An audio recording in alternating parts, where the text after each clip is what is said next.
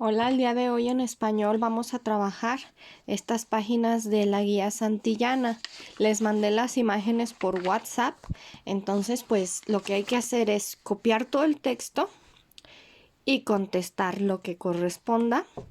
O la otra opción es llevarlo a imprimir. Las dos imágenes las llevan a imprimir.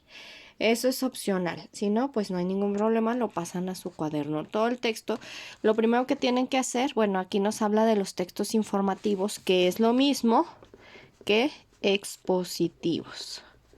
Significa lo mismo, ¿vale? Y acuérdense que, bueno, desde la semana pasada estuvimos viendo que los textos informativos o expositivos son estos textos que transmiten conocimientos relacionados a un tema que puede ser de ciencias, geografía, de historia. ¿Sale? Entonces, pues, ¿cuál es su propósito? Pues el darnos a conocer información, ¿verdad? Para aprender. Y se dividen en tres partes: introducción, desarrollo y conclusión. En la introducción nos platican de qué se va a tratar el texto.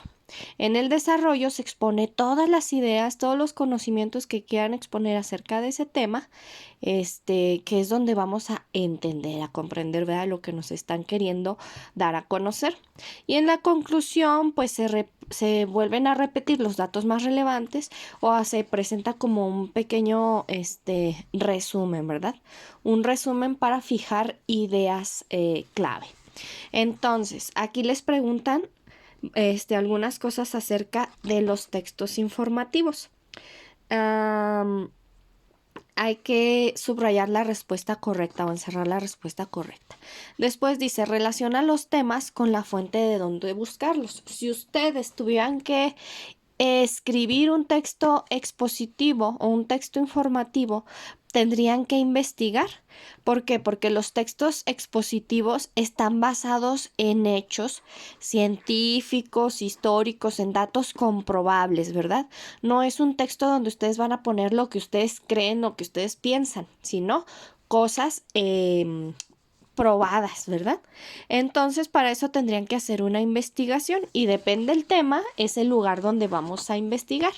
Aquí dice revistas especializadas. Hay revistas que están enfocadas en temas de medicina, de ecología, de historia, etcétera. Entonces, ese es un lugar donde podemos investigar revistas especializadas de un tema en específico. La enciclopedia, por ahí tal vez tengan alguna en su casa, es un conjunto de libros, de tomos. Cada tomo de la enciclopedia trata de un tema en específico. Pueden ser de geografía, historia del arte, el planeta Tierra, el cuerpo humano, etcétera, ¿sí? Entonces, la enciclopedia, pues, son libros que tienen tomos, cada tomo con un tema distinto. Libros de historia, pues como el que tienen. El Almanaque Mundial es un libro que se produce cada año. Por ejemplo, Almanaque Mundial del 2020. Y ahí pues van a venir los acontecimientos más importantes que sucedieron en ese año. Es como un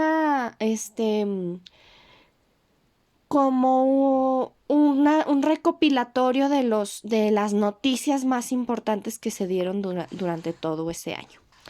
Enciclopedia de los animales. Bueno, pues ahí en una enciclopedia de los animales, cada tomo de esa enciclopedia va a tratar de diferentes tipos de animales. Por ejemplo, que mamíferos, aves, peces, etcétera. Y manuales de hágalo usted mismo, pues ahí sería como que esos instructivos que para hacer muebles, para hacer un pastel, etcétera.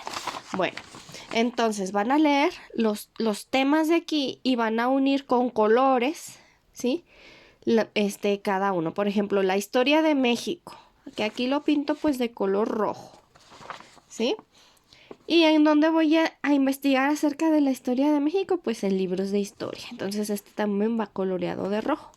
Y así cada uno de estos temas lo colorean del mismo color con la fuente donde van a investigar. Estos, revistas, libros, enciclopedias, almanaques, sitios de internet, etcétera, se les llama fuentes de información, en donde yo puedo investigar acerca de algún tema. ¿sí? Fuentes de información. Bueno, y en cuanto a la siguiente página, enunciados interrogativos. Dice, los enunciados interrogativos se utilizan para preguntar con el fin de obtener información. Por ejemplo, yo quiero investigar acerca de un tema, digamos, del coronavirus.